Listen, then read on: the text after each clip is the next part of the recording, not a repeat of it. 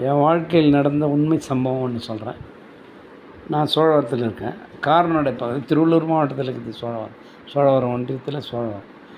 அது சோழவரத்தில் இருக்கிறவங்களுக்கு தெரியும். அது பக்கத்தில் காரனடை பஜார். அங்கே கண்மணி ஜெராக்ஸ்னு ஒன்று இருக்குது. அங்கே நான் என்னுடைய சம்மந்தப்பட்டது எழுந்தது ஜெராக்ஸ் எடுக்க போயிருக்கேன்.